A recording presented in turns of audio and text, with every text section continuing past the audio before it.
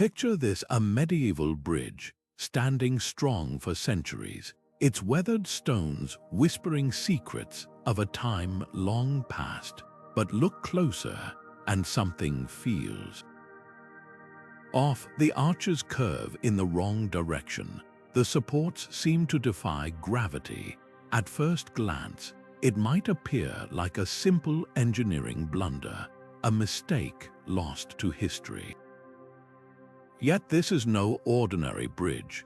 This is the bridge that was built backward, and the question hanging in the air is as tantalizing as it is perplexing. Was this a monumental error, or is there something far more deliberate hidden in its design? For generations, historians and engineers have stood beneath its arches, scratching their heads. How could a structure so seemingly flawed endure the relentless march of time? Medieval builders weren't known for cutting corners. Their bridges were feats of precision, meant to last lifetimes. So why does this one stand as an outlier, a puzzle etched in stone? Some say it's a clue, a message left behind by craftsmen who knew their work would outlive them. Others argue it's proof that even the most skilled minds of the Middle Ages could stumble. But what if the truth is stranger than either explanation? What if this bridge isn't just a relic of the past, but a riddle waiting to be solved? Today, we're stepping into that mystery. We'll trace the footsteps of those who first noticed its oddities, travelers who whispered of curses, surveyors who double-checked their measurements in disbelief. We'll delve into the engineering principles of the era, uncovering why this bridge shouldn't work, and yet somehow it does. Along the way, we'll explore theories that range from the practical to the profound. Was it a defensive trick to confound invaders, a symbolic gesture carved in stone, or something even more unexpected? This isn't just a story about bricks and mortar. It's about the minds behind them, the secrets they may have buried, and the echoes of their ingenuity that still resonate today. So come with us across this bridge and into the past, where every stone has a story and nothing is quite as it seems. Medieval bridges weren't just practical crossings, they were statements. Built to endure the ravages of time and war, these structures showcased the ingenuity and ambition of their creators. Picture the bustling trade routes of Europe, where stone arches stretched over rivers like the sinews of a growing civilization. Bridges like London's Old London Bridge, with its towering houses and chapel, or the graceful Pont d'Avignon in France, weren't merely functional. They were symbols of prosperity, faith, and political might, designed to awe as much as to serve. The blueprint for a successful medieval bridge followed strict principles. Engineers favored pointed arches, which distributed weight more efficiently than rounded Roman designs, allowing taller, slimmer structures that could withstand rushing floods. Sturdy piers, often reinforced with star-shaped cutwaters, deflected debris and ice during storms. Every element had purpose, every stone was laid with precision. Guilds guarded their techniques like state secrets, passing down knowledge through apprenticeships. A single miscalculation could doom a bridge to collapse, as seen in the tragic fate of England's Twizel Bridge, which crumbled mid-construction under flawed load calculations. Yet our backward bridge defies every convention. While its contemporaries boast symmetrical arches and methodical craftsmanship, this structure's inverted design seems to mock the very rules that ensured others' survival. Its piers lean where they should brace, its curves rebel against gravity's pull, and here's the baffling part: it still stands. While properly built bridges succumbed to wars or erosion, this architectural heretic outlasted them all. That's what first caught historians' attention, not just its oddity, but its stubborn resilience. Compare it to the Pont Vaillancourt in Cahors, a masterpiece of medieval engineering with its 3 fortified towers. Every detail there reflects deliberate strength, from the arrow slits to the ribbed vaults. Or examine the Charles Bridge in Prague, where statues of saints stand sentinel over perfectly aligned spans. These bridges followed the playbook. Ours, it reads like a scribe's margin doodle, a mischievous deviation from the sacred text of stonemasonry. So why would builders risk defiance? Was it arrogance, desperation, or something more calculated? The answer might lie in the bridge's very defiance of logic. While others proclaimed their strength through conformity, this one whispers its secrets in riddles, daring us to look beyond the obvious. And that's where the real story begins. The first documented mention of the backward bridge's oddity appears in a dusty 19th century surveyor's journal, where a perplexed engineer scribbled in the margins, "The archers rebel against nature." His team had been tasked with reinforcing the ancient structure, but their measurements kept coming up wrong. Strings meant to trace the curve of the stones instead crisscrossed in chaos. Plumb lines swung defiantly off-center. At first, they blamed their tools, then the light, then, finally, their own eyes, because the impossible was staring back at them. Every keystone, every rib of this bridge had been assembled in reverse. Local villagers, of course, had known for generations. They spoke of the bridge in hushed tones, calling it the mason's folly or the devil's handshake. Children dared each other to run across it, at midnight, whispering that the stones would whisper back. One folktale told of a prideful builder who boasted he could outwit gravity itself, until the bridge twisted his work into a permanent mockery.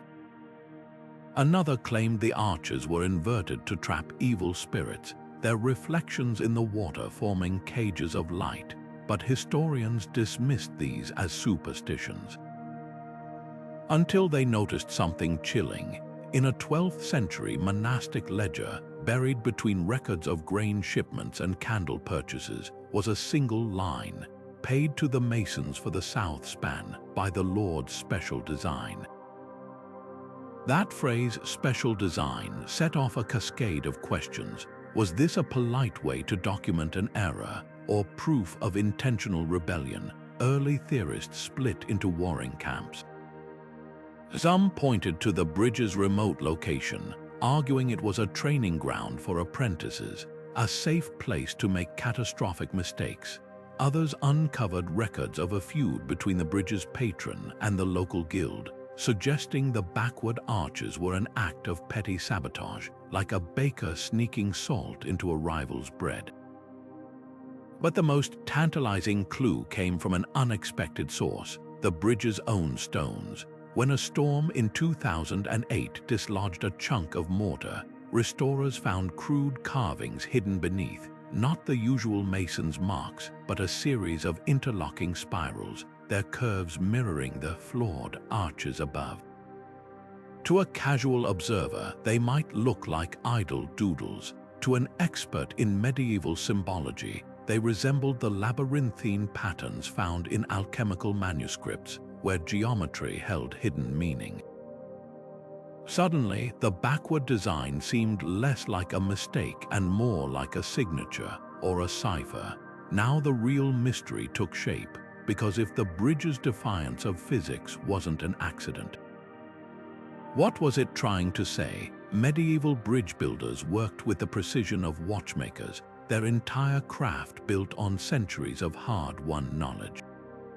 The secret to their success lay in understanding forces invisible to the naked eye, the relentless push of gravity, the sideways thrust of arches, the way weight cascaded down through each carefully shaped stone.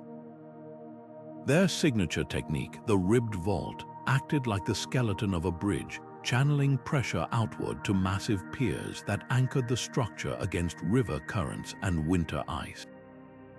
Every element followed nature's playbook. Arches peaked at the perfect angle to distribute loads, while keystones locked everything into balance with almost surgical exactness. Consider the construction of a typical medieval arch, a process so precise that even a finger's width of misalignment could spell disaster.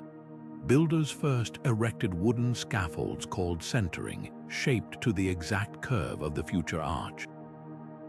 Masons then laid wedge-shaped stones called voussoirs along this frame, each cut to a unique angle so their collective weight would press inward, holding the arch together once the supports were removed.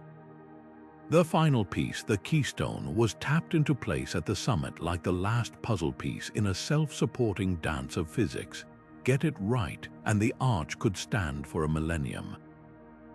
Get it wrong, and the whole span would crumble in a cloud of dust. Yet our backward bridge flips this logic on its head.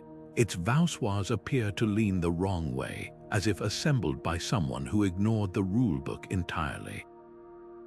The keystone seems to defy its role, sitting not as the crown of the arch but almost as an afterthought. Modern engineers who have modeled the structure confess it shouldn't work. Their software flags it as unstable before the first virtual stone is even placed. And yet there it stands, having weathered floods that toppled correctly built neighbors. This paradox forces us to reconsider medieval engineering prowess. Perhaps what we dismiss as flaws were actually innovations, techniques so advanced they've been misunderstood for centuries. Recent studies reveal subtle clues: mortar mixed with unusual additives that flex slightly under pressure, or stones placed with intentional asymmetries that create counterbalancing forces. It's as if the builders anticipated modern concepts like tensegrity, where structures gain strength through balanced tension rather than brute mass. The most compelling evidence lies in the bridge's reaction to stress. When heavy carts crossed traditional medieval bridges, vibrations traveled predictably along the ribs, but sensors placed on our backward bridge show something extraordinary. Movement disperses in spiral patterns, like ripples from a skipped stone. This peculiar energy distribution may explain its endurance, scattering forces that would concentrate and crack a conventional design. Were the builders accidental geniuses, or did they possess a forgotten branch of structural science? Local legends hint at the latter. One account speaks of a master mason who studied the way water bends around stones to inform his designs. Another mentions a guild's secret book, its pages filled with diagrams of the arches that drink from the sky. These poetic phrases might encode real principles, observations about fluid dynamics or harmonic damping that predate formal physics by 500 years. As laser scans now map every irregularity in the bridge's stones, a tantalizing possibility emerges. What if its mistakes are actually adjustments, fine-tuned through generations of trial and error? Like a Stradivarius violin whose asymmetrical contours produce unmatched sound, this bridge's quirks might represent not incompetence but artistry pushed to its limits. The medieval mind didn't separate engineering from intuition. They built by feel as much as by formula, and in that space between calculation and creativity, they may have discovered truths our equations are only beginning to uncover. The simplest explanation is often the most tempting. What if the backward bridge was just that, a mistake? Medieval construction sites were far from perfect assembly lines. Imagine the scene: a harried foreman shouting over the clang of chisels, apprentices mixing mortar too thin in their haste, a master mason laid low by fever at the critical moment. Records from the period are riddled with tales of architectural mishaps. Take the bell tower of Keen's St. Etienne Abbey, where uneven settling created a lean visible to this day. Or the infamous collapse of the St. Bénézet Bridge at Avignon, where 22 original arches now lie submerged, victims of poor foundation planning. Could our bridge's oddities stem from similar human error? Some historians point to a chaotic period in the region's history when the original builders worked. Tax rolls show a plague outbreak the year construction began. potentially decimating the skilled labor force. A surviving guild ledger lists payments to second-rank masons at half the usual rate, a telltale sign of desperation hiring. Even the mortar tells a story. Core samples reveal inconsistent mixtures, with some batches containing unusual additives like crushed pottery, possibly thrown in as makeshift binders when proper lime ran short. Yet this theory stumbles when confronted with the bridge's improbable longevity. Medieval eras tended to reveal themselves catastrophically, like the choir vaults at Beauvais Cathedral, which crashed down 12 years after completion due to inadequate buttressing. Our backward bridge, by contrast, has endured 8 centuries of floods, wars, and heavy use.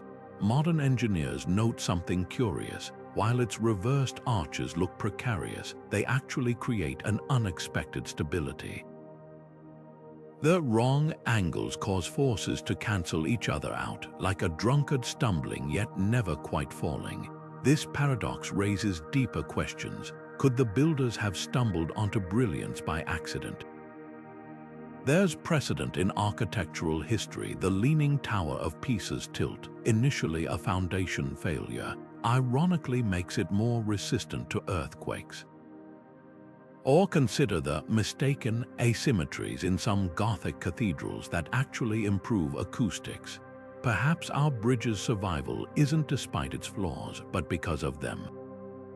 Still, one nagging detail undermines the error theory. Hidden beneath centuries of grime, restorers found precise numbering chiseled into the bridge's stone's Roman numerals matching a master template. These aren't the marks of panicked improvisation, but of deliberate, almost obsessive planning. Even more telling, the numbers run backward. What apprentice would dare such defiance unless instructed? As the afternoon light slants through those inverted arches, casting tangled shadows on the water below, the bridge seems to whisper that its greatest trick was making us believe it was ever a mistake at all. Medieval guilds were notorious for their grueling trials, apprentices sweating over impossible tasks to prove their worth. A French stonemason's manual from 1392 describes initiates being given blocks of marble with deliberate flaws, told to carve perfect spheres while working around the imperfections. In Germany, young carpenters faced the master's knot, a deliberately tangled beam they had to salvage with just 3 cuts. These weren't just tests, they were rites of passage designed to separate the skilled from the merely competent. Now picture our backward bridge in that context. Its location offers the first clue, perched on a minor trade route, far from critical crossings where failure might endanger a city. The perfect place, in other words, for a high-stakes exam. Imagine a guild master presenting his pupils with a challenge: build an arch that defies convention yet stands strong. The inverted design wouldn't be an error, but a puzzle forcing apprentices to rethink every rule they'd memorized. Surviving contracts from the period support this idea, with one specifying payment only upon satisfactory completion of the Lord's unusual commission. That word, unusual, hangs in the air like a wink between craftsmen, but there's another possibility. The bridge might have been a master's showpiece, a flex of technical prowess. In Florence, the mason responsible for Santa Maria del Fiore's daring dome left subtle signatures in the brickwork spirals that encoded mathematical secrets only peers could decipher. Perhaps our backward arches served a similar purpose, a silent boast among rivals. Laser scans reveal something startling. The floors follow precise geometric ratios, as if the builder was demonstrating how to break rules correctly. The medieval world revered craftsmanship with near religious fervor. Cathedrals bore hidden masons' marks not just as signatures, but as challenges to future builders. A guild in Strasbourg reportedly buried a perfect silver cube beneath their lodge's foundation, daring successors to match its precision. If our bridge's design was indeed intentional, it wouldn't just be a structure. It would be a manifesto in stone declaring that true mastery lies not in following tradition, but in bending it to one's will. Local folklore adds fuel to this theory. One tale speaks of a young mason who outwitted the arch to win his master's daughter. Another describes a bridge that laughed at the river, its reversed curves causing floods to split harmlessly around it. These stories, passed down through generations, might encode a truth modern engineers are only now grasping, that the backward design wasn't defiance of physics, but a deeper understanding of it. The most compelling evidence comes from the bridge's own bones. In 2015, restorers discovered tiny chisel marks inside the arches, not the haphazard scratches of correction, but deliberate, almost surgical incisions. When mapped, they form a pattern eerily similar to stress diagrams used by modern architects. It's as if the builders were documenting their experiment in real time, leaving breadcrumbs for those who knew how to look. So was this bridge a test, a trophy, or both? The answer might lie in a half-faded fresco in a nearby chapel, showing a hooded figure presenting a model bridge to a guild council. The model's arches curve unmistakably backward. Beneath the image, a weathered inscription reads, "By their works shall ye know them, not by their conformity, but by their audacity." And in that light, the bridge's greatest irony becomes clear. What we've called backward all these centuries might actually be centuries ahead. Medieval builders were masters of misdirection, especially when it came to defense. Castles boasted staircases that coiled clockwise to hinder right-handed swordsmen, arrow slits angled to create deadly crossfire, and even false doorways that led invaders into killing zones. Against this backdrop of architectural deception, our backward bridge starts to look less like an anomaly and more like a tactical stroke of genius. Consider the bridge's most glaring quirk, those inverted arches. To a modern eye, they might seem purely aesthetic, but to a medieval attacker charging across in full armor, they could have been a nightmare. Engineers who have studied the structure note how the reversed curves disrupt natural movement where a conventional arch guides the eye and the foot smoothly forward. These arches create visual confusion, forcing invaders to hesitate or stumble. The effect is subtle but potent, like an optical illusion carved in stone, and hesitation in battle was often the difference between life and death. The bridge's narrow walkway adds another layer of defense. While most medieval bridges widen to accommodate carts and troops, this one tightens at critical points, funneling attackers into single file. Combined with the irregular placement of parapets, some leaning inward, others jutting outward, the design would have made it nearly impossible for a shield wall to maintain formation. Historical records from the region support this theory. A 14th century chronicle describes a failed rebel assault where soldiers were confounded by the devil's own causeway, their advance collapsing into chaos as they crossed.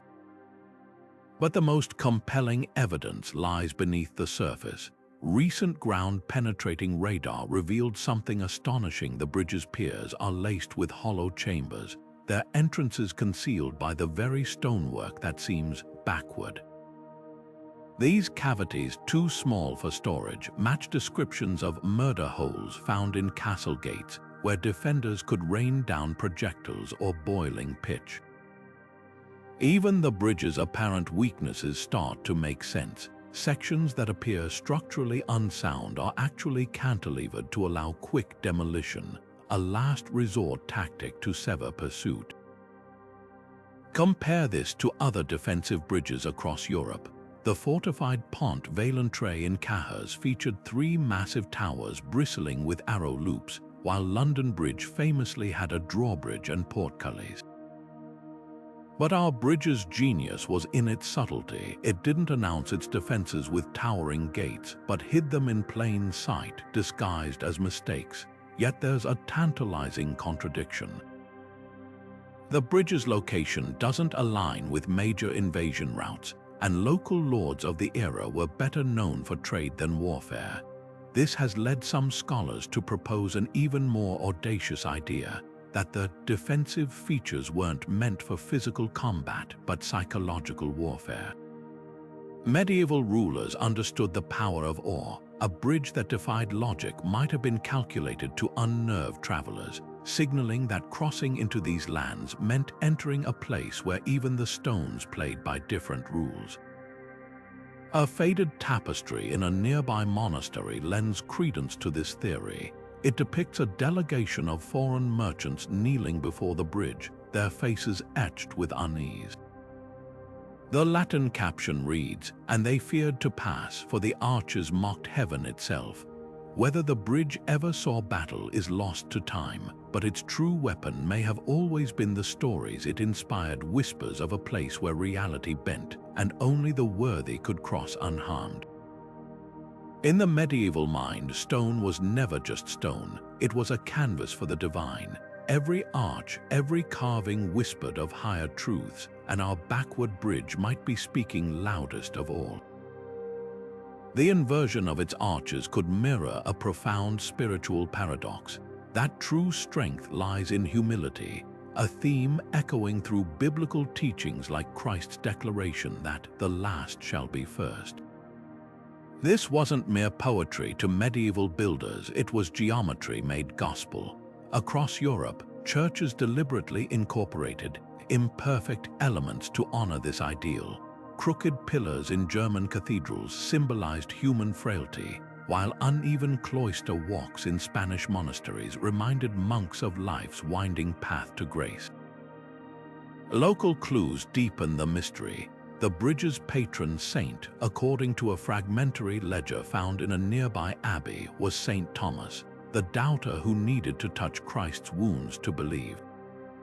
Could the reversed arches represent his inverted journey from skepticism to faith? Even the bridge's alignment hints at sacred theater. At dawn on the summer solstice, sunlight pierces its arches at an angle that casts a perfect cross onto the water below, a phenomenon too precise to be accidental. But the most tantalizing evidence hides in plain sight. Among the bridge's weathered carvings, one stands out, a grotesque figure clutching an upside-down compass, its needle pointing defiantly south. To medieval masons, the compass symbolized divine order. Inverting it would have been heresy unless it encoded a deeper lesson. Nearby, a nearly erased inscription in Latin reads, "Per contraria ducimus," through opposites we are led. This wasn't unique symbolism.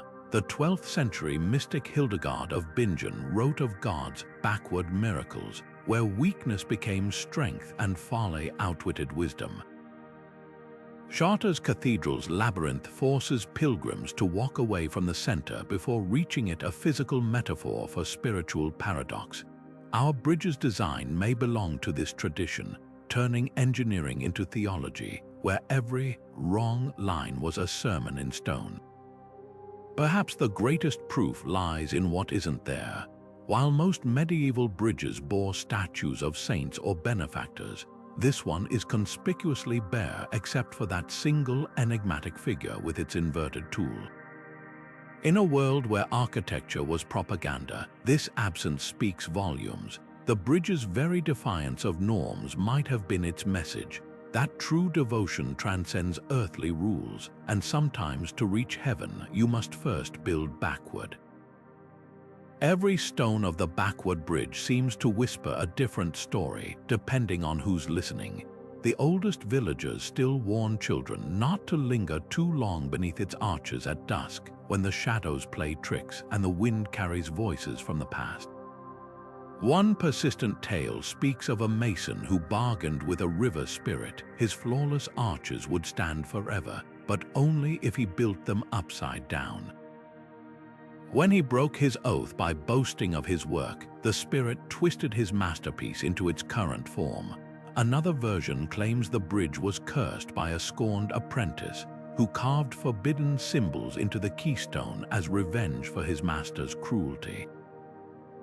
These aren't just idle ghost stories. Folklorists recognize patterns here that ripple across Europe.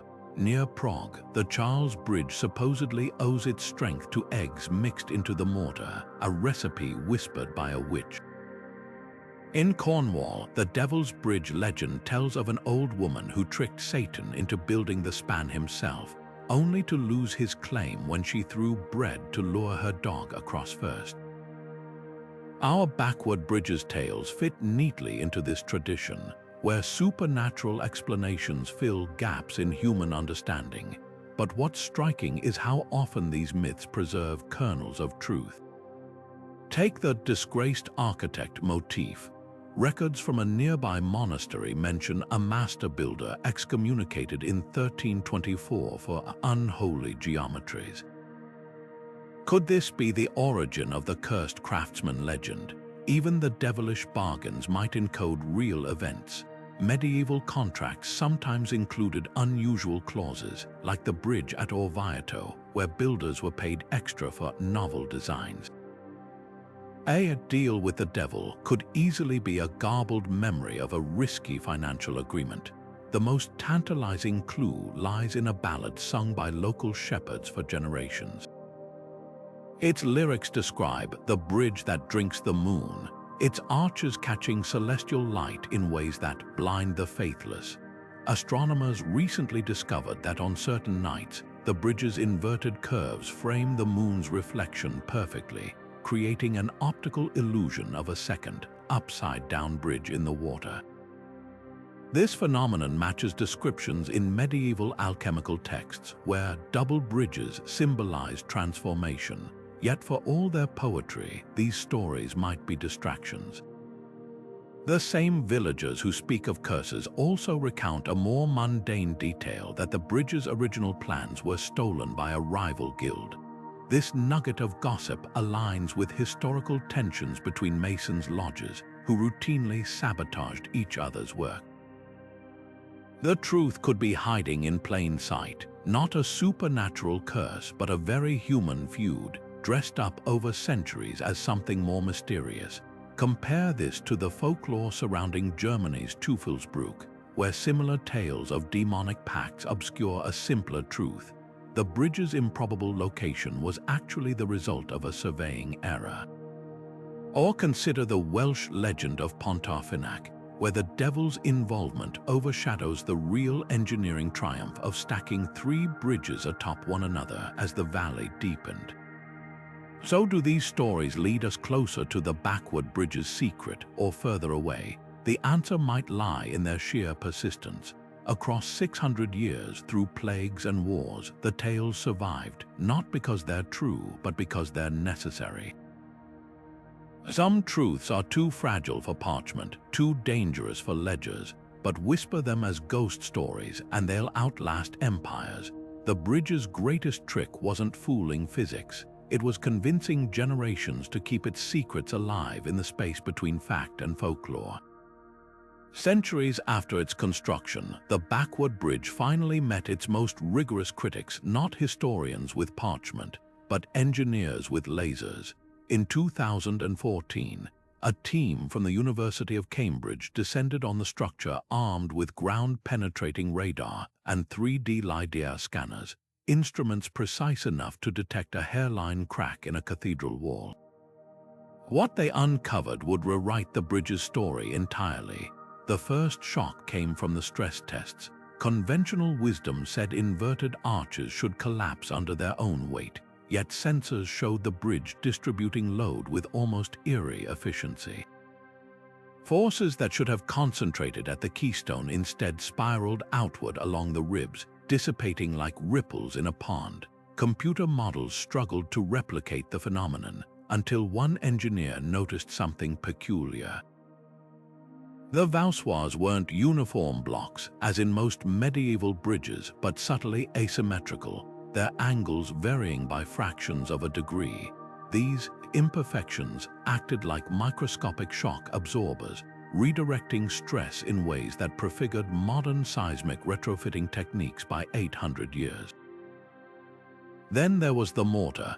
X-ray fluorescence revealed an unexpected ingredient: crushed volcanic glass from a quarry 50 miles away. When mixed with lime, it created a self-healing cement, a trick Roman engineers used in aqueducts but thought lost in the Dark Ages. Even more baffling were the iron staples hidden inside the piers. Unlike typical medieval reinforcements, these were forged with unusually high carbon content, making them remarkably flexible.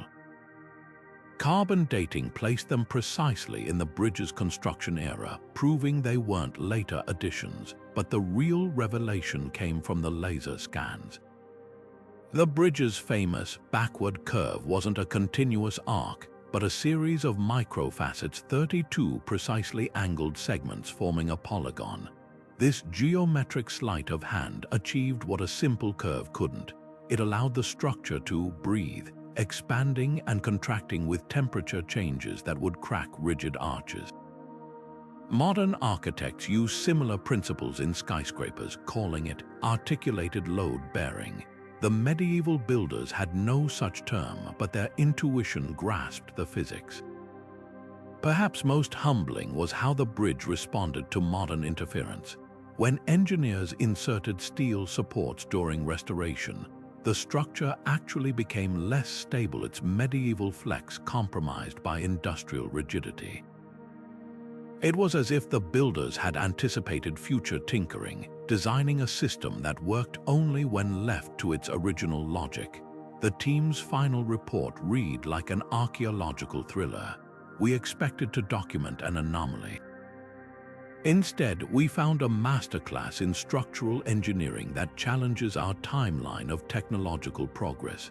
Their most provocative suggestion: that the backward design wasn't rebellion against medieval norms, but an evolution beyond them, a glimpse of an alternate architectural history where intuition and observation trumped rigid formulas. Standing beneath those arches today, it's hard not to feel the weight of that revelation. The scanners may have mapped every stone, but the bridge keeps its deepest secret: how builders without calculus or computers engineered a structure that still outsmarts supercomputers. Maybe some truths aren't meant to be decoded, just marveled at, one backward curve at a time. Our backward bridge isn't as alone as it seems. Across Europe, medieval builders left behind structures that defy logic, some by accident, others by design. Take the twisted spire of Chesterfield's St. Mary's Church in England, its limestone blocks spiraling 45 degrees off-center.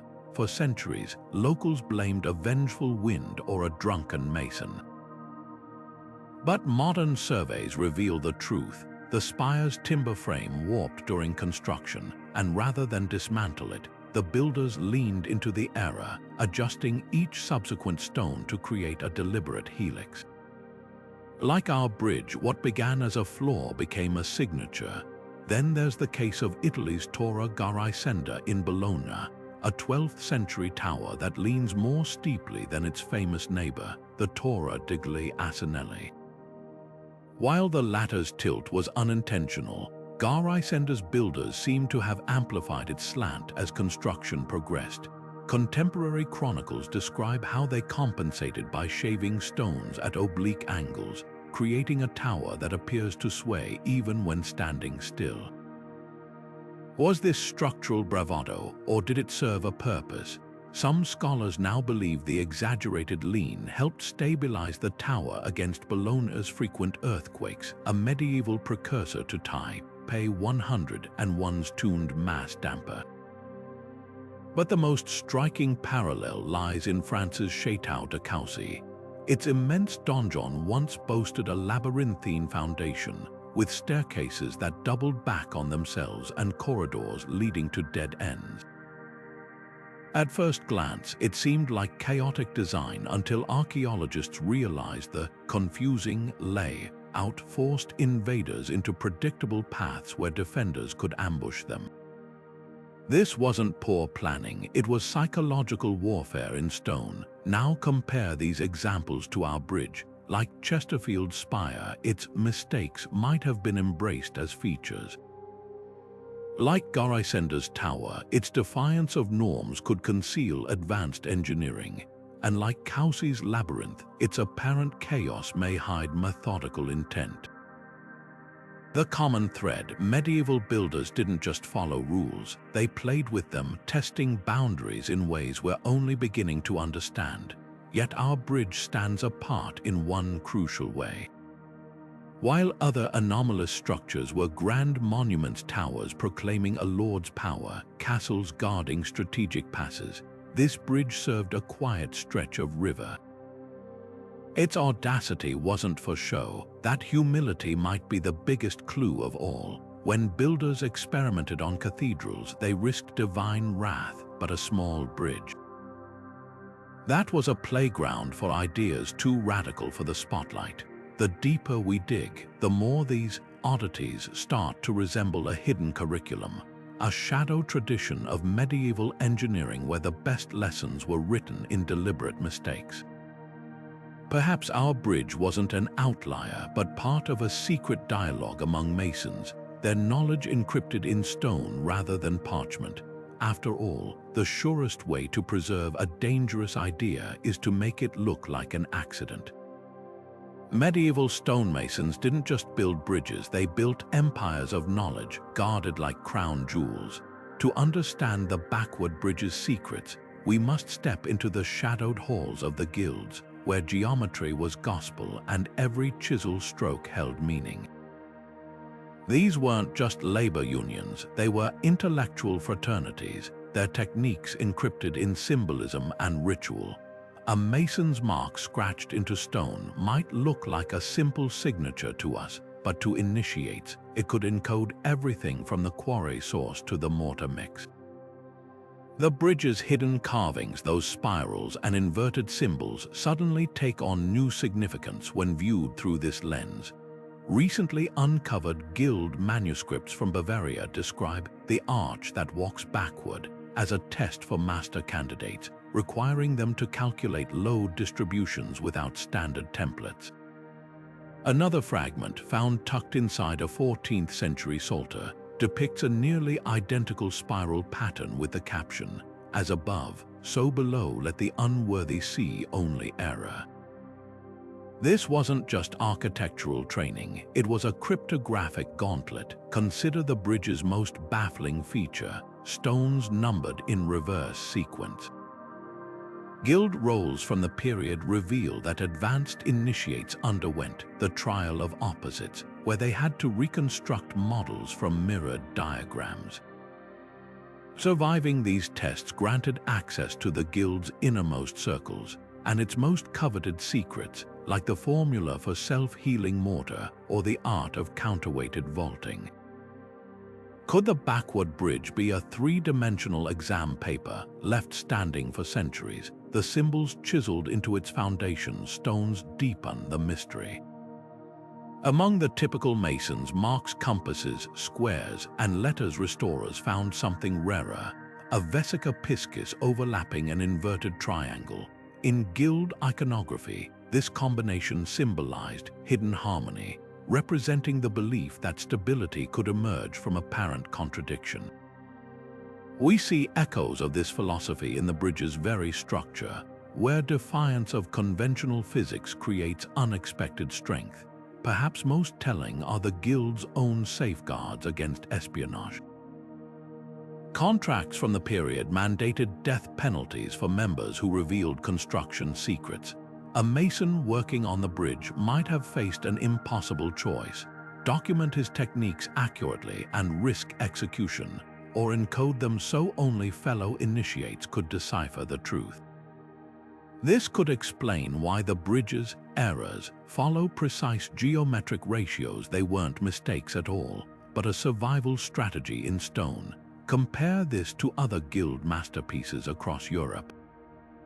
The Cathedral of Strasbourg bears a hidden network of stress-relieving voids, their locations indicated by subtle carvings of knotted ropes. The clock tower of Prague's Old Town Hall conceals alignment marks disguised as decorative flourishes. These weren't whimsical touches, they were a mason's equivalent of classified footnotes, ensuring knowledge would survive even if the guilds fell. so was the backward bridge meant to confuse outsiders or enlighten the chosen? The answer might lie in its very durability.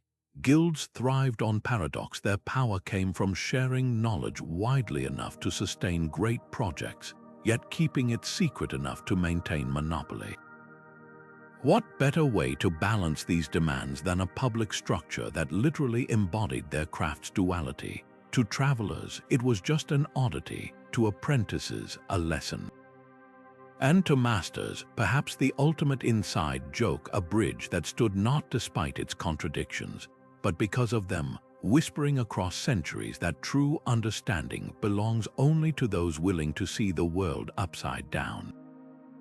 Medieval builders didn't just rely on intuition, they wielded mathematics like a sculptor's chisel, shaping stone with geometric precision that bordered on the sacred. When modern researchers turned their lenses to the backward bridge's proportions, they uncovered something startling. Its flaws followed mathematical patterns so precise they couldn't be accidental. Take the arch segments, which initially appear haphazard, measured against the Fibonacci sequence, a series where each number is the sum of the two preceding ones. The stones align with eerie accuracy.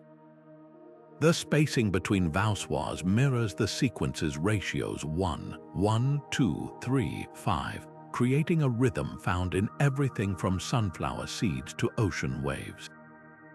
This wasn't just aesthetics, it was nature's own blueprint for strength, encoded in stone centuries before mathematicians formalized it. Yet the real marvel lies in how the bridge subverts these principles. Where a typical medieval arch would employ the golden ratio, a divine proportion of roughly 1.618, this structure inverts it. The reversed arches maintain the ratio's harmony but apply it backward, like a musical canon sung in retrograde. Modern engineers who modeled the design discovered something profound. This inversion creates a counterbalance, distributing weight in ways that conventional arches can't. It's as if the builders understood that perfection could exist in opposites, a concept echoed in medieval scholastic texts describing God's creation as a mirror of dualities. The bridge's plan view reveals even deeper layers. When researchers superimposed the geometric patterns from the Vesica Piscis, a sacred shape formed by intersecting circles, representing the intersection of heaven and earth, the bridge's piers aligned perfectly with its focal points. This shape was no casual choice. It was the foundation of Gothic cathedrals, believed to channel celestial energy. But here's the twist. The builders rotated the pattern 45 degrees, hiding it from casual observers. Only when sunlight strikes the water at midwinter does the shadow complete the original orientation, revealing the hidden geometry like a sundial of secrets. Perhaps the most tantalizing clue lies in the masonry marks. Among the usual numerals, one keystone bears a barely visible grid of dots, a medieval magic square used for encryption. When deciphered using period cipher techniques, it yields a ratio, as the circle to the line, so the arch to the void. This cryptic phrase might hold the bridge's true purpose. Laser scans show that the empty spaces between stones, the voids, are mathematically consistent, forming parabolic curves that absorb vibration. In other words, the bridge's strength comes not from resisting force, but from conducting it, like a tuning fork resonating with the earth itself. Medieval scholars revered mathematics as the language of creation, and the backward bridge speaks it fluently, just with an accent no one expected. Its builders didn't ignore sacred geometry. They conversed with it, proving that sometimes to honor divine order, you first have to turn it inside out. The backward bridge has one last secret. It might not just span a river, but time itself. Medieval builders often encoded celestial knowledge in their structures, turning stone into cosmic calendars. When archaeologists mapped the bridge's alignment, they discovered its central arch frames the winter solstice sunrise with uncanny precision. On that shortest day of the year, sunlight slices through the inverted curve like a golden arrow, striking a carved symbol on the opposite pier, a starburst pattern found in illuminated manuscripts marking Christ's birth. This wasn't coincidence, it was celestial choreography. Churches of the era famously doubled as astronomical tools. Chartres Cathedral's labyrinth tracks lunar cycles, while Durham's nave aligns with Polaris. But bridges, those were meant to be utilitarian. Yet here, the builders defied convention once more. Laser scans reveal hidden notches along the parapets that correspond to major stars in the constellation Orion, visible only when the river mirrors the night sky. Local lore speaks of the bridge that drinks starlight, and now we know why. During the autumnal equinox, reflected moonlight passes through these notches to illuminate a single keystone carved with the medieval symbol for as above, so below. The most compelling evidence lies in the bridge's twisted orientation.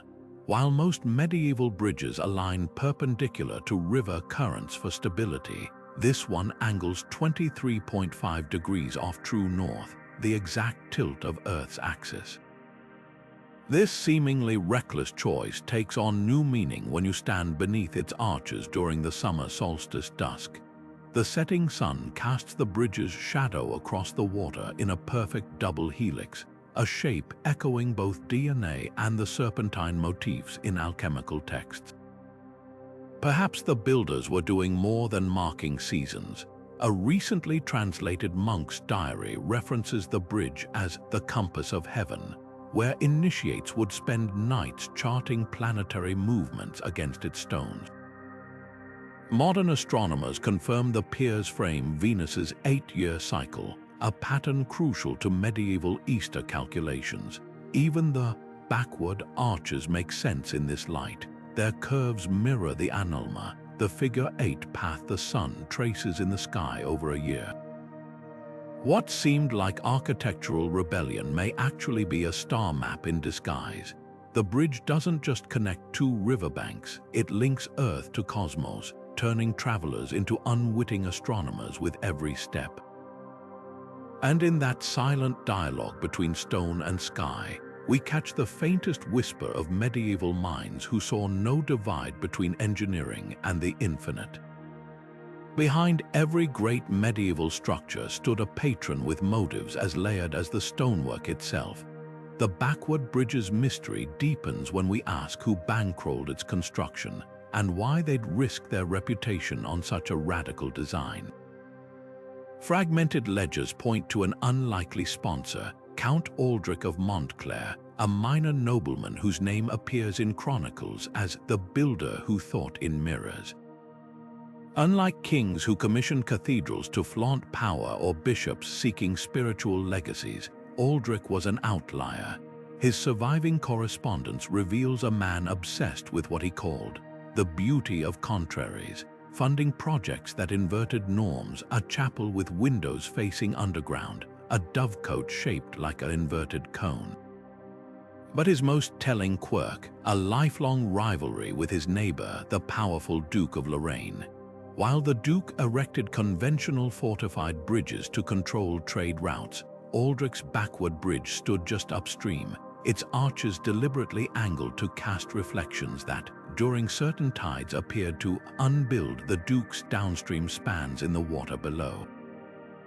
This wasn't just engineering, it was stone throwing of the most sophisticated kind. Yet Aldrich's motives might have been more than petty rivalry.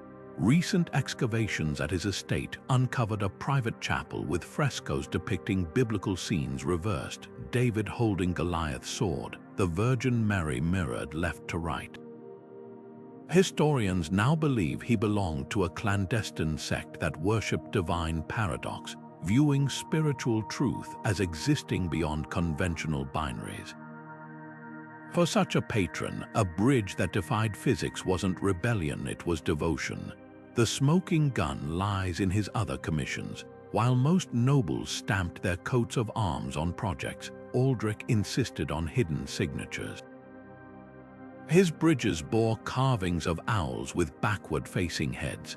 His mills had water wheels that appeared to turn counterclockwise when viewed from specific angles.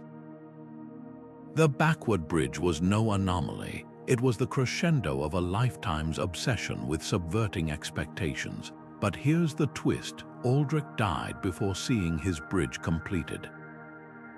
Guild records show his heirs tried to correct the design, only for the original mason, a guild master named Thomas Le Contreyer, to disappear with the plans mid-construction.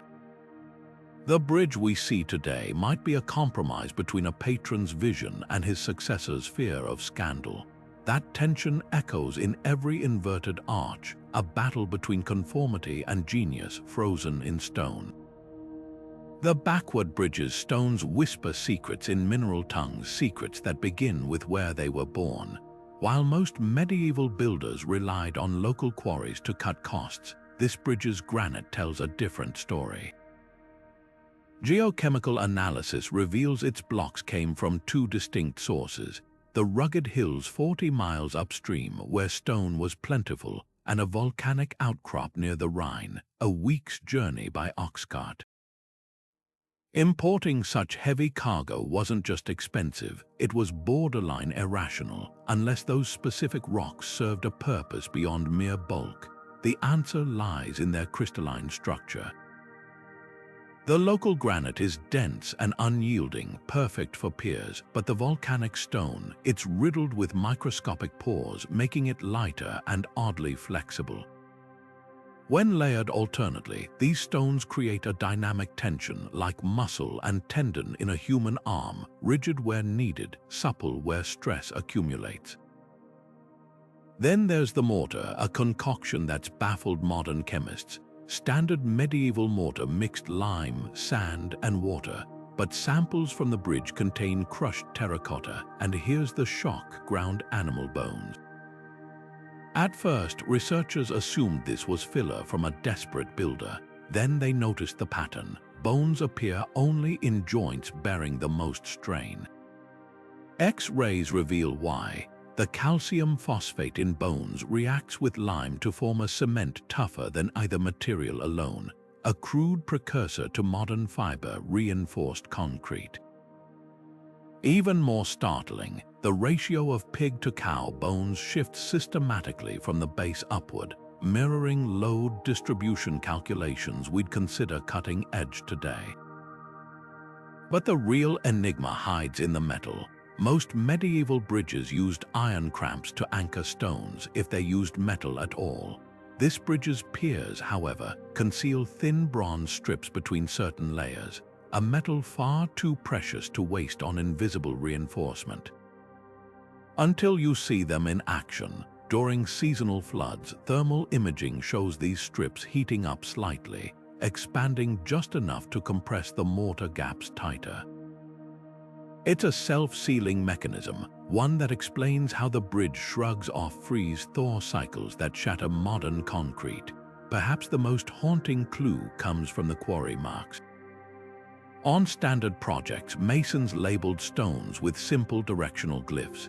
Here, they carved alchemical symbols for lead stability and for silver fluidity beside load-bearing blocks. Were these mere superstitions, or did they encode mixing ratios? A fragmentary manuscript from Padua's University mentions a lost technique called lapis contra natura, stone against nature, where metals and minerals were combined to make the heavy light and the brittle supple. The backward bridge might be its only surviving example. Today, as engineers struggle to replicate these materials, the bridge stands as a testament to medieval ingenuity. Its longevity isn't accidental, it's the result of a profound, perhaps esoteric, understanding of how materials converse with forces. Every stone, every pinch of bone meal, whispers that these builders didn't just work with matter. They negotiated with it. The bridge's weathered stones hold more than structural secrets. They're a gallery of cryptic art, where every chip and groove might be a deliberate message. Among the usual floral patterns and saintly figures carved into medieval bridges, this one harbors anomalies that stop historians mid-step. Take the grotesques peering from the parapets, where most bridges feature standard gargoyles or benign faces. These leer with an unsettling detail. Their tongues curl backward, mirroring the inverted arches beneath them. It's a visual pun only a mason or a heretic would dare. Then there's the keystone's centerpiece, a shield bearing what appears to be a standard heraldic lion until sunlight hits at noon, revealing the beast's reflection in the water below completes its missing half, transforming it into a two-headed chimera. Heraldry experts confirm no local noble family claimed such a symbol, leaving one chilling possibility. This wasn't a coat of arms, but a guild signature, a boast that their craft defied singular interpretation. But the true enigma lurks beneath the main arch. Amid vines and quatrefoils, a tiny, almost hidden carving shows a stonemason's tools, except the compass points downward and the square hangs askew. Nearby, an inscription in fractured Latin reads "Rect curvata," the rightly bent. This phrase appears in no known medieval treatise, but echoes alchemical texts describing the transformation of base matter into gold. Could the bridge's backward design be a metaphor encoded in stone, suggesting that true strength comes from bending rules? The most provocative clue hides in plain sight, a series of seemingly random drill holes along the balustrade. For years, they were dismissed as weathering or vandalism until a historian noticed they aligned perfectly when viewed from one specific spot on the riverbank. From that vantage, the holes frame a constellation, Ursa Minor, with Polaris positioned directly over the bridge's most unstable-looking arch. Medieval masons often used celestial alignments to guide construction, but this feels different, less about orientation, more about revelation. Local legends whisper of the bridge that teaches, and now we might know why. One weathered panel depicts a fox teaching cubs to swim upstream, an odd choice for a riverside carving, until you consider guild initiation rites where apprentices learned counter-current thinking. Another shows a tree growing downward from the arch, its roots cradling a tiny, perfect keystone. These aren't decorations, they're a mason's curriculum, lessons in seeing the world inside out. Even the damage tells a story. While time has erased many carvings, the most meticulously crafted images, the inverted tools, the two-headed lion remain crisply detailed, as if protected by some property of the stone itself. Recent spectrographic analysis revealed why. These sections were carved deeper than the rest, then filled with a resinous compound that hardened into near indestructible enamel. The builders didn't just want these clues to survive, they ensured they'd outlast everything else. Perhaps the most haunting detail is one nobody noticed for centuries. On the western pier, a cluster of peck marks, small indentations made during construction, form no discernible pattern, until viewed under full moonlight, when their shadows stretch into the exact dimensions of the bridge's original wooden centering frame. It's a ghostly blueprint, a reminder that what seems permanent is always shaped by the scaffolding of ideas that came before. These carvings don't just adorn the bridge, they are the bridge, its true essence encoded in symbols meant to outlast parchment, outwit censors, and speak across generations. To walk across is to traverse a mason's manifesto, where every chisel stroke whispers that rebellion, when crafted with care, can hold up the world. Medieval scribes were masters of linguistic sleight of hand, turning parchment and stone into playgrounds for hidden meanings. The backward bridge's most tantalizing clues might not be in its stones at all, but in the words surrounding it. Take its Latin dedication plaque, at first glance a standard blessing for travelers. But tilt the light just so, and certain letters appear subtly raised, spelling "vade retro," go backward, a phrase used in exorcism rites to banish evil. Was this a warning or an invitation to look deeper? Local dialects add another layer. In the regional patois, the word for bridge pont could also mean path when spoken with a lilt, while backward inverse carried connotations of inside out or revealed. Combine them and you get pont inverse, a phrase old shepherds used for secret river crossings where the water ran upside down in moonlight. Could the bridge's name have always been a riddle waiting to be solved? Then there's the matter of the builder's contract, discovered mouldering in a monastic archive. Its standard Latin clauses hide a clever acrostic. The first letters of each line spell Arkham versus reversed arch. Even more telling are the marginalia, where a bored scribe doodled what looks like word squares, grids where satyr, aripo, and other palindrome-like terms intersect, a common medieval cipher technique. One particularly weathered page shows a sketch of the bridge with letters superimposed on its arches, forming the anagram Custos Vitit, the guardian forbids. Most compelling are the local nicknames that never made it into official records. Tax rolls refer to it as La Pont des Fous, the Fool's Bridge, but guild ledgers use a different term, La Pont des Sages, the Wise One's Bridge. This duality echoes in the structure itself, where every mistake reveals precision upon closer inspection. Even the term backward takes on new meaning when you learn the regional word for master mason mater could be written as tremia, an anagram for a timer, hinting that the bridge's true purpose might unfold across centuries.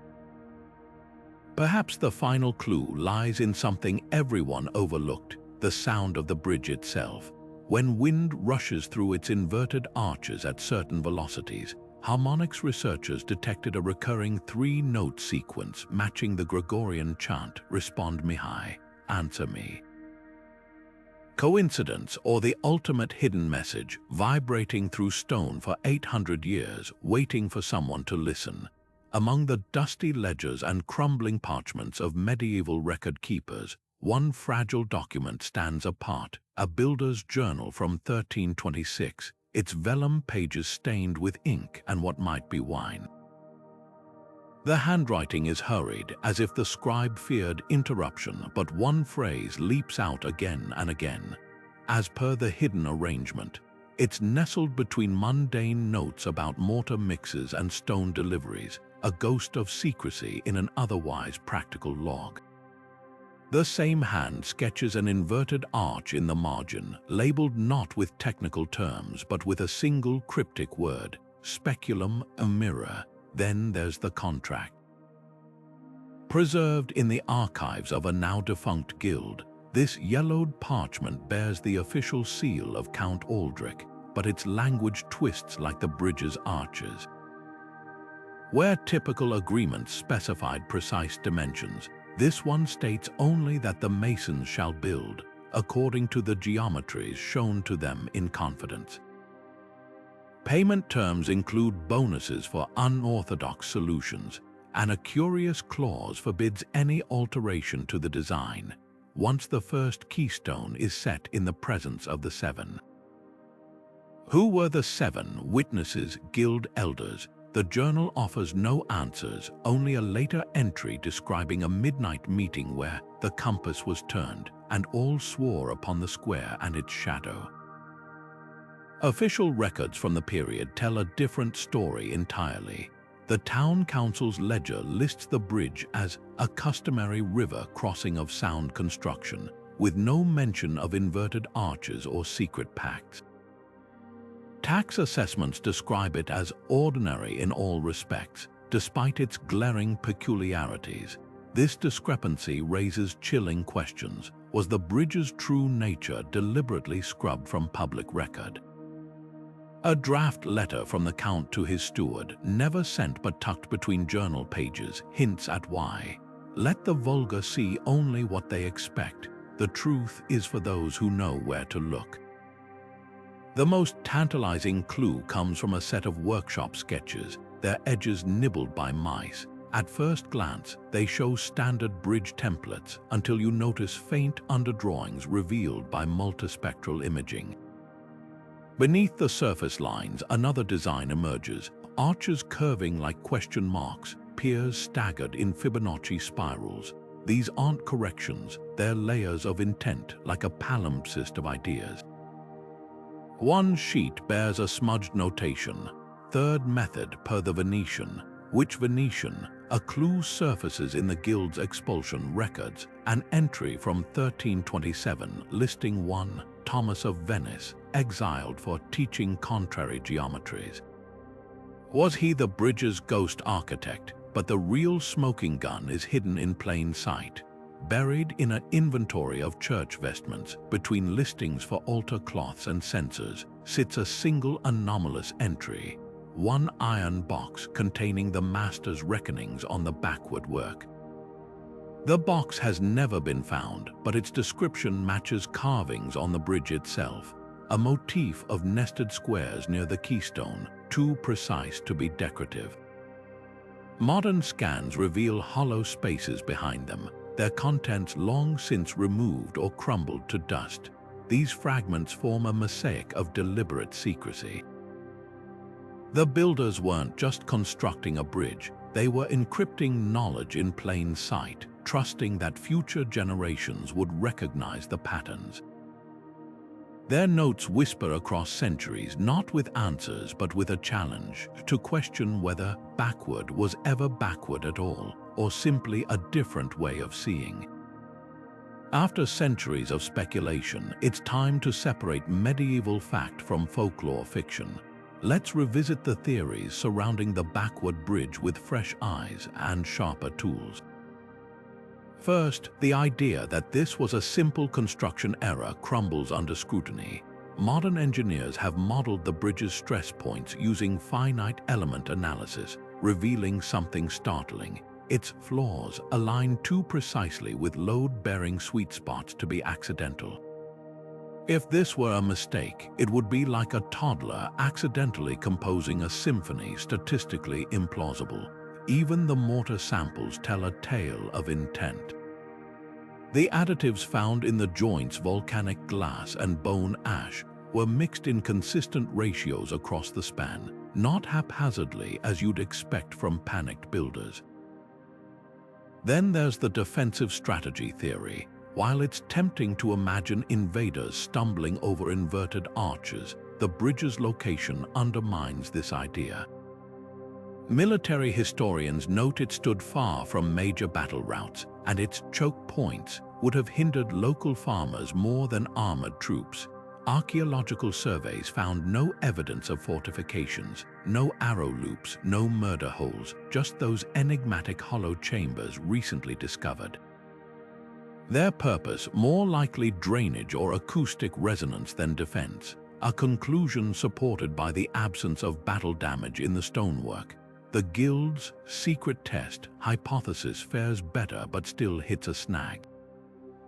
While apprentice trials were indeed brutal, Guild records from the period show no precedent for full-scale public projects as exams. Completed bridges were economic lifelines too vital to risk on a trainee's experiment. And why choose such a subtle test? Masterworks like Strasbourg's Spire or Chartres' Labyrinth showcased skill overtly. If this was a guild flex, why hide it in structural sleight of hand? Astronomical alignment theories, while poetic, also wobble under scrutiny. Although the solstice light show is real, celestial navigation expert Dr. Ilara Voss points out a flaw. The bridge's Orion markers are 2 degrees off their 13th century positions due to axial precession, an error medieval stonemasons who tracked polar shifts meticulously wouldn't make. Unless the builders intended future observers to notice the discrepancy, a stretch even for medieval riddlers. Even Count Aldrich's patronage story has cracks. While his obsession with contrarianism is well documented, newly uncovered tax rolls reveal a problem. the bridge's construction began 3 years after his death.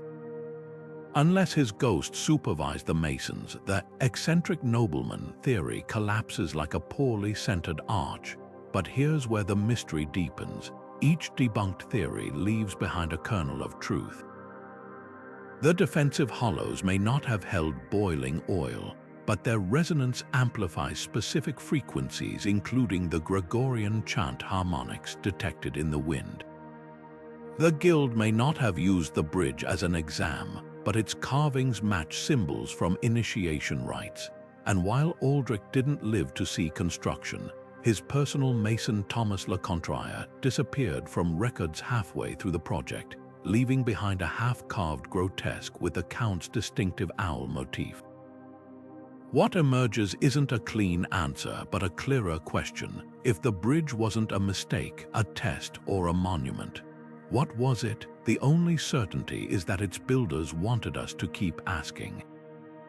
Every debunked theory peels back a layer, revealing not a solution, but a deeper enigma wrapped in stone and time. What if the backward bridge's greatest trick wasn't defying physics, but hiding something in plain sight? Medieval history is littered with architectural sleights of hand, where stone became the perfect camouflage for secrets too dangerous for parchment. Take Rosslyn Chapel in Scotland, its pillars carved with maize plants decades before Columbus sailed, evidence of pre-Columbian voyages the church may have wanted buried. Or consider the Templar churches of France, their floor plans mirroring Solomon's temple, hiding heretical knowledge beneath layers of orthodox symbolism. Against this backdrop, our bridge's inverted design starts to look less like an anomaly and more like a vault door. Consider the timing. The bridge's construction coincided with the Albigensian Crusade, when the Church ruthlessly purged unorthodox sects across southern Europe. Could those hollow chambers in the piers have concealed forbidden texts or relics? Ground-penetrating radar reveals cavities too small for structural purposes, their entrances disguised by the very stonework that seems flawed. Even the mortar tells a suspicious story. Its unusual additives include trace amounts of ground magnetite, a mineral medieval alchemists believed could blind divining rods, potentially masking hidden metals from treasure hunters. Then there's the matter of the missing craftsmen. Guild records show the original builders vanished from other projects mid-career, their names struck from rolls with unusual haste. One ledger from Avignon mentions a brother of the reversed arch being quietly absolved of guild oaths, a phrase normally reserved for those entering monastic orders. Unless, of course, the monastery was a cover for something else. The most compelling evidence might be what isn't there. While contemporary bridges bore dedicatory plaques naming patrons and saints, this one's inscriptions are conspicuously generic except for that odd shield with the two-headed lion. Heraldic experts recently matched it to the coat of arms of the Brethren of the Free Spirit, a radical sect accused of heresy for teaching that divinity could be found in paradox. Their text spoke of the bridge within, a metaphor for spiritual transformation through inverted thinking. Perhaps the truth lies between the stones, literally. When engineers recently inserted micro-cameras into the bridge's joints, they found something unsettling. Certain stones have been carefully hollowed and resealed, their interiors lined with a waxy substance that defies analysis. Unlike typical time capsules, these cavities contain no scrolls or relics, just geometric patterns etched into the stone, matching diagrams from banned 13th century manuscripts on counter-natural philosophy. The church's own archives add fuel to the fire. A papal bull from 1342 orders the destruction of works bearing the mark of the inverted compass, a symbol found throughout our bridge's carvings. Yet the structure survived, possibly protected by its remote location or local lords who stood to lose toll revenue.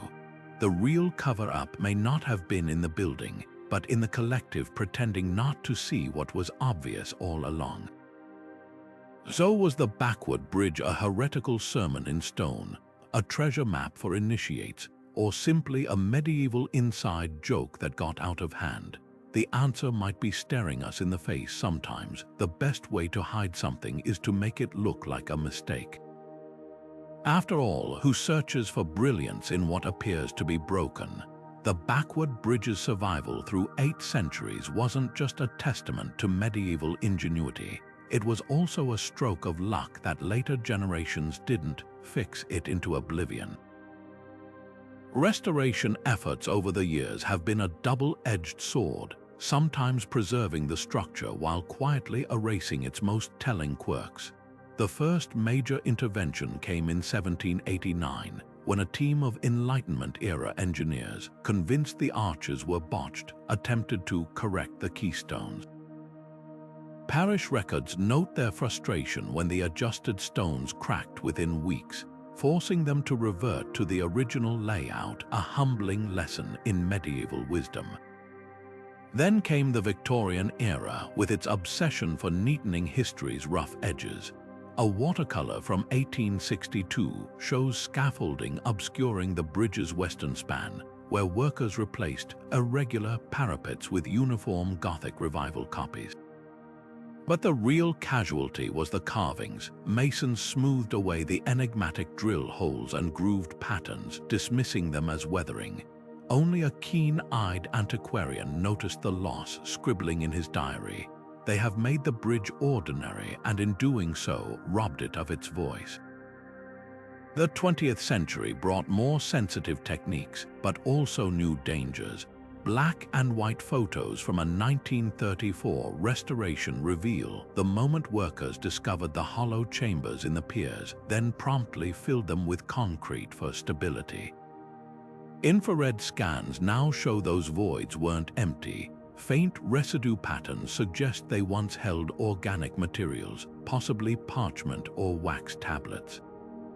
Even well-intentioned modern interventions left scars. The 2008 repair campaign used epoxy resins to stabilize cracks, inadvertently sealing off microscopic mortar samples that could have revealed the builder's secret recipes. Yet some alterations accidentally preserved clues. In 1957, a crew replacing eroded stones numbered each block before removal, mimicking the medieval mason's own practice.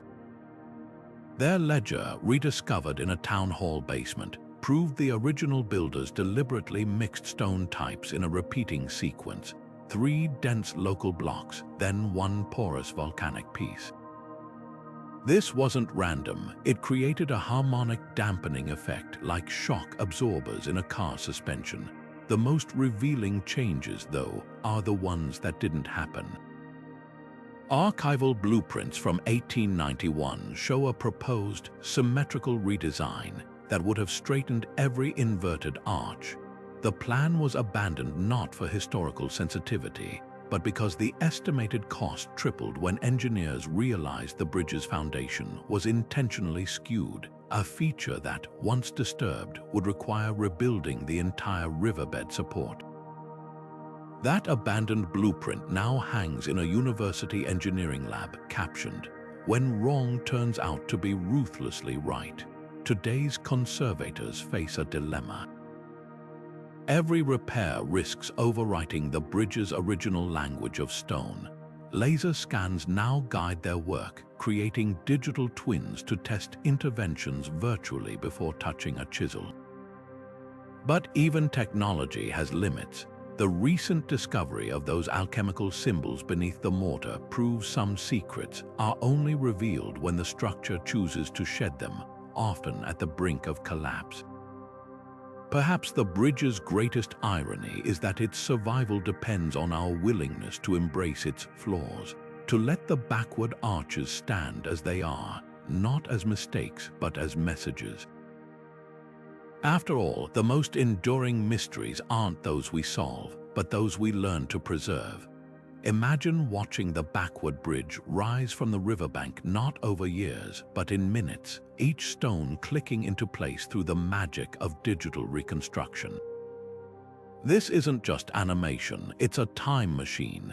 Using laser scans and historical blueprints, engineers have reverse engineered the bridge's construction in virtual space, testing every possible theory about how and why those inverted arches took shape. The simulations reveal something astonishing. The backward design wasn't a last-minute improvisation, but baked into the plans from the very first keystone. Start with the scaffolding. Traditional medieval centering frames were curved templates guiding each arch's shape, but digital models show the builders here did something radical. They assembled their wooden supports upside down, then built the stonework downward from the apex like icicles forming. At first, the simulation flags this as a catastrophic error. The virtual piers groan under the weight, flashing red warning alerts. Then, around the 30th stone, something clicks. The inverted weight distribution begins to self-correct, like a pendulum finding its rhythm. By the 100th block, the structure stabilizes not despite the reversal, but because of it, a revelation that left modern engineers staring at their screens in disbelief. The real breakthrough came when researchers introduced period-accurate materials into the model. Medieval mortar wasn't just glue, it behaved like a living material, creeping and settling over decades. Factoring in this slow dance between stone and lime, the virtual bridge's flaws suddenly made sense. Those seemingly haphazard angles, they compensated for future shifts, like a chess master anticipating moves 50 years ahead. One animation layers time-lapse erosion patterns over centuries, showing how the arch's curves were deliberately exaggerated to account for eventual wear, a level of foresight that borders on clairvoyance. But the most haunting simulation tests human intent. By mapping the positions of tool marks and numbering sequences, the software reconstructs the builder's workflow moment by moment. Here's where the story deepens. The numbering isn't just reversed, it follows a spiral pattern, starting at the keystone and winding outward like a nautilus shell. Each stone was placed not according to a linear plan, but in response to the one before it, as if the masons were conducting a symphony in limestone. At certain points, the simulation pauses mid-construction, flagging illogical choices like a pier leaning left when physics demanded right. Yet when the digital masons follow the historical blueprint exactly, the finished structure holds. When they correct the errors, it collapses. These virtual experiments shatter long-held assumptions. What looks like rebellion against physics was actually a deeper conversation with it, one that required medieval builders to think in 4 dimensions, anticipating how forces would play out across centuries. The animations even suggest intentional stress triggers built into the design, subtle asymmetries that channel destructive energy into harmless spirals, like lightning rods for seismic waves. Perhaps the most poignant moment comes when the software swaps the medieval tools for modern equivalents. Cranes and hydraulic lifts work faster, but something vital is lost. The structure lacks its historical resilience. The lesson is humbling. Our efficiency-focused methods might build quicker, but they don't build smarter. The bridge's true genius wasn't just in the stones, but in the patience to let them find their own balance, a philosophy etched into every backward curve. As the simulation ends with the final virtual stone settling into place, one truth becomes undeniable. This bridge was never meant to be understood in blueprints or equations alone. Its language is motion, time, and the quiet intelligence of hands that knew when to defy the rules. The digital reconstruction doesn't solve the mystery. It pulls us deeper into the conversation between those long-gone builders and the river that still whispers beneath their masterpiece. From the moment the first pilgrims stumbled upon its inverted arches, The backward bridge has been a mirror for human curiosity, reflecting back whatever assumptions each era brought to its stones. Medieval travelers left some of the earliest written accounts, their words tinged with equal parts wonder and unease. Brother Gerbert, a 12th-century monk journeying to Compostela, described it in his diary as the devil's jest, a bridge that mocks both God and geometry. Yet he couldn't resist crossing it 3 times, as if testing its defiance of nature. His contemporary, the poet Marie de Ventada, took a different view. Her verses compared the arches to a lady's arched brow, suggesting the bridge's rebellion was deliberate coquetry, stone flirting with the river below. Centuries later, Enlightenment scholars arrived with measuring chains and skepticism. The naturalist Georges Louis Leclerc spent a week sketching the bridge in 1762, convinced its design held some lost principle of hydraulics. His journals reveal growing frustration. The more I quantify its curves, the less they obey mathematics, as if the stones themselves are laughing at my compass. Meanwhile, Romantic-era visitors saw only poetry in the paradox. William Wordsworth paused here during his walking tour of 1790, scribbling in his notebook about a lesson in humility for human reason, though the lines never made his published works too radical, perhaps, for an age newly in love with rigid Newtonian order. The bridge's transformation into a modern tourist attraction came with its own peculiar rituals. Victorian guidebooks warned ladies against lingering too long, lest the unwholesome asymmetry disturb their delicate constitutions. Postcards from the early 1900s show visitors striking exaggerated poses of confusion, hands on hips, heads tilted as if performing their bewilderment for the camera. Fast forward to today, and the selfie sticks tell a different story. Instagram tags reveal an odd trend. Over 60% of photos are taken from underneath the arches, where the inverted curves frame faces like halos. It's as if the bridge has trained us to see ourselves differently, literally upside down. Yet some reactions transcend time. In 1580, a Spanish diplomat named Don Alvaro described the bridge as making him dizzy with possibility. That same phrase appears verbatim in a TikTok video from 2021, where a skateboarder films himself ollieing over its uneven cobbles.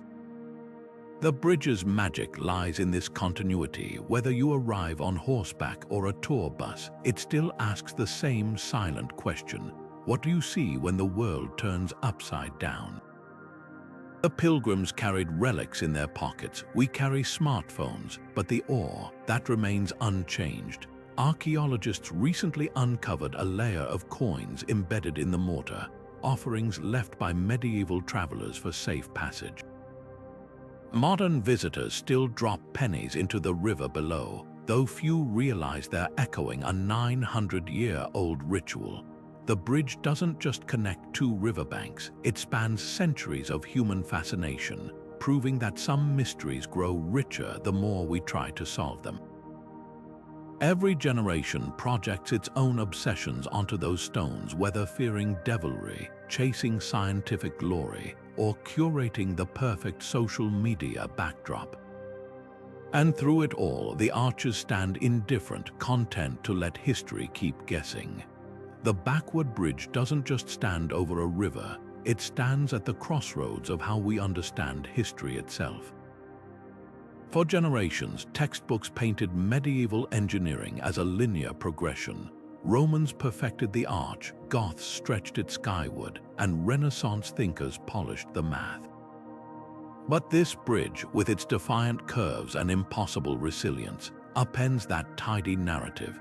It whispers that the Middle Ages weren't just a stepping stone between classical genius and modern innovation. They were a playground of radical experimentation, where intuition and observation sometimes outpaced formal theory.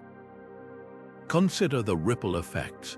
When engineers at ETH Zurich replicated the bridge's design using AI, the algorithm flagged it as unstable until researchers accounted for medieval mortar's unique creep properties, something no surviving treatise mentions. This gap between what builders knew and what they wrote down forces historians to ask how much expertise was transmitted through hands and tools rather than parchment. The bridge becomes a manifesto for oral and tactile knowledge, challenging academia's bias toward text-based evidence. Even its imperfections speak volumes. Where modern engineers rely on standardized materials, medieval masons treated each stone as a collaborator, adapting cuts to exploit natural fissures and grain patterns, a lost art of listening to rock that geologists now wish they could decode. Preservation efforts have become their own philosophical battleground. Traditionalists argue for freezing the bridge in amber, using invisible carbon fiber supports to halt decay. But a bold faction led by Dr. Ilara Voss champions living conservation, allowing carefully monitored erosion to reveal hidden layers, like the recently exposed 12th century graffiti beneath peeling Victorian mortar. Their approach treats the bridge not as a relic but as a palimpsest still being written. The most contentious debate swirls around those hollow chambers in the piers. Should we drill microtunnels to explore their contents, risking structural harm, or deploy non-invasive muon tomography, knowing the technology might miss fragile organic clues? Each choice carries echoes of the original builder's dilemma. How much to conceal, how much to reveal? What's at stake transcends one quirky structure. Across Europe, similar anomalies are emerging: a Danish round tower with spiraling acoustics that amplify whispers, a Spanish aqueduct that filters water through fractal patterned grates. Like the backward bridge, these outliers suggest medieval engineering was less a monolith than a mosaic of regional schools with competing philosophies. The bridge's greatest legacy might be the questions it forces us to ask about everything else. If we've underestimated this span, what else might we have missed? Future discoveries could rewrite history or deepen its mysteries. LiDAR scans of the riverbed hint at submerged foundation stones carved with symbols matching those in Templar chapels. Meanwhile, archivists race to digitize crumbling guild ledgers before their pigments fade, hoping to find the bridge's original name buried in some forgotten margin. But perhaps the most profound revelation is already here: that brilliance sometimes wears the guise of error, and that the past reserved its most daring ideas for structures humble enough to escape scrutiny. The bridge endures not despite its contradictions, but because of them, a stone riddle that reminds us progress doesn't always march forward. Sometimes it spirals. Sometimes it doubles back, and sometimes, like those impossible arches, it stands strongest when it dares to bend.